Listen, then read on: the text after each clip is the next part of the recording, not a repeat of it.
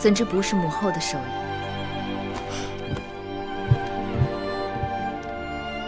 母后，新鲜的青菜，新鲜的青菜，看一看了。大姐，皇公子，太后在里边等你呢。好。迷人儿，看看迷人啊！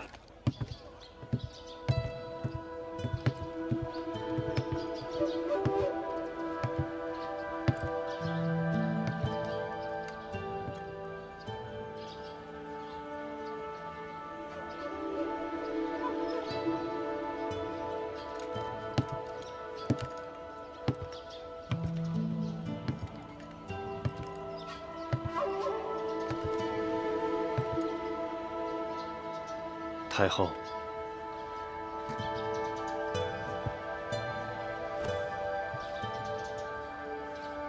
你我之间何必客套？那好，那我就仍称你为月儿。自从先惠文王过世，四方馆就被荒废了。我知道，眼下不是见你的好时候。月儿要见我，我是一定会来的。其实你刚一到咸阳，我就打算与你提及此事，只是日日大小繁杂事务纠缠，反倒把这要紧的一推再推。没想到后来，就有了更多的曲折。月儿是想重新振兴四方馆，不拘一格，招贤纳士。子贤，你懂我。我这样问你，真是愚蠢至极。这世间最懂我的人，当然是你了。月儿重振四方馆，便能重振大秦。得人才者得天下，这是治国之治理。只是你要与我商讨此事，召我进宫便是。你如今有身孕，最劳累不得，怎可亲临四方馆，车马劳顿？你还是事事把我放在前头。宫里满耳都是老鸭聒噪嘈杂，到这里来，这心反倒可以静下来许多。老鸭日暮聒噪，不去理睬它，自然会散去。别人倒还好，可是继儿本应当与我母子连心，连她也容不下我腹中的孩儿，真叫我心痛。正因为继儿和你母子情深，恐怕他在意的不是别的，而是怕别人夺走了他在你心里的分量。可继儿已经大婚，就算依恋我，也不该如此不通情理。大王宅心仁厚，但无论是谁，面对横刀夺爱，都不愿意听所谓情理二字。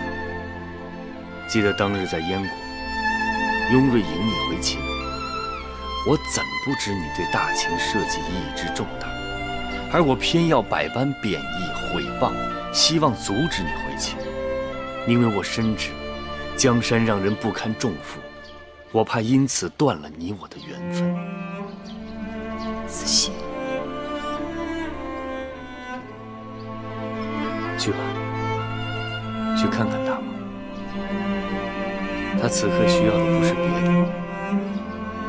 而是你的舐犊之情。那这四方馆招贤之事，如果你信得过我，就让黄歇来打理吧。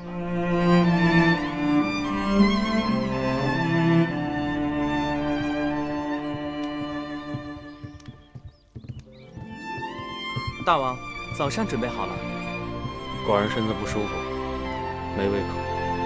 早膳是精米粥和枣糕，大王平日最爱吃的。那精米粥和枣糕再好，也比不上母后的手。你未曾品尝，怎知不是母后的手艺？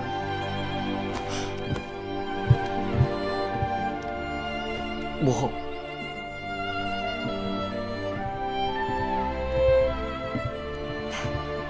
坐。这精米是今年的新米，枣糕也是早上刚刚蒸就的，还有这几样小菜，继儿尝尝，娘亲的手艺是否比得上从前？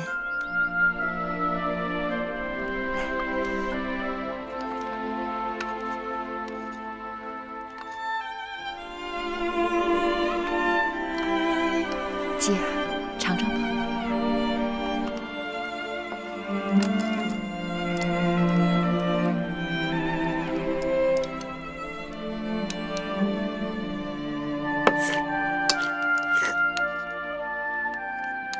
大王可好吃？香吗？香。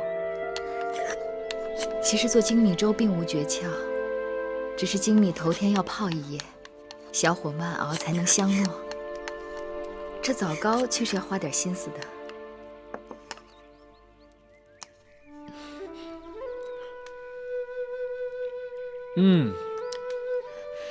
红枣用清水浸软后去核，加入桂花少许煮片刻，晾凉后再加入蜜糖水和那麦粉，慢慢搅拌均匀，然后将姜倒入蒸盘中，隔水，大约要蒸1个时辰。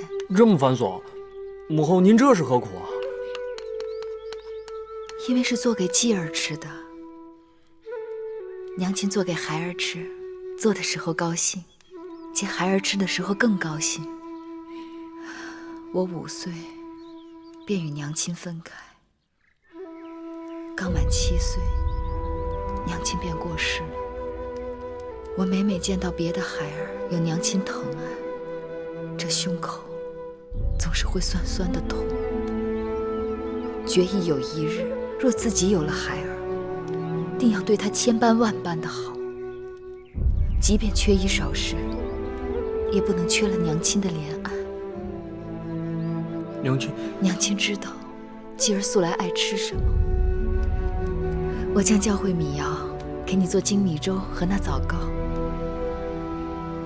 就算有一日娘亲不在了，继儿也能有人照料，有人心疼。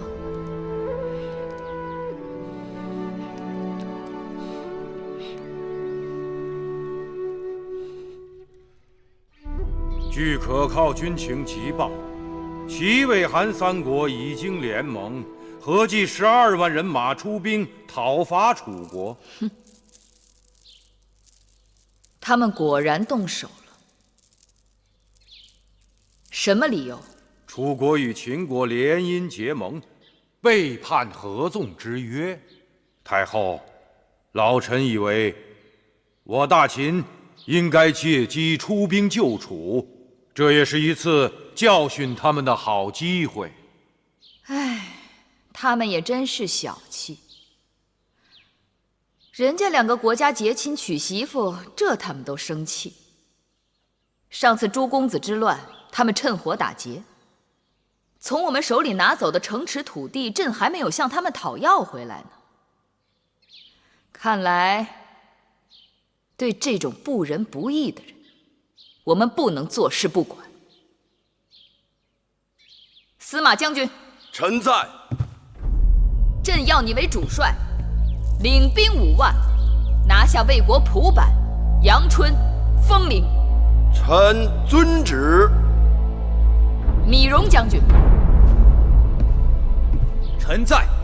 朕给你精兵3万，直取韩国5岁。臣遵旨。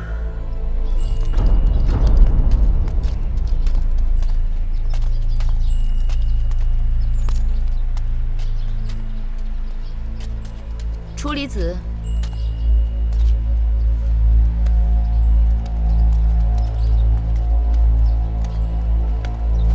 太后，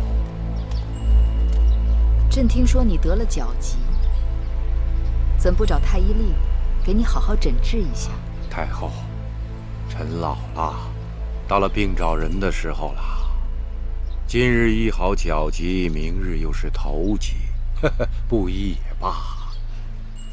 楚离子聪明过人，怎会如此讳疾忌医？木心，小的在。你去一趟太医院，让太医令李密午后去一趟左相府。是太后。在你的脚疾未医好之前，朕赐你软轿进殿，上朝理政。太后，监狱进殿，僭越了，万万不可，万万不可呀！有何僭越？若软轿能顶替王叔的腿脚，那是物尽其用。老夫不爱，倒是太后，太后您多注意身子。我还好，倒是出离子，自从那次雍瑞在大殿里提出“天生玄鸟，降而生商”之后，出离子来宫里议政的次数少了许多。老夫除了脚疾不便，还要操持一些宗室事务。出离子是大宗伯，自然事务繁忙。可王叔不仅该关照宗室里的孩儿们是否姓嬴，更该关照他们的心是否也姓嬴。是，太后说得对。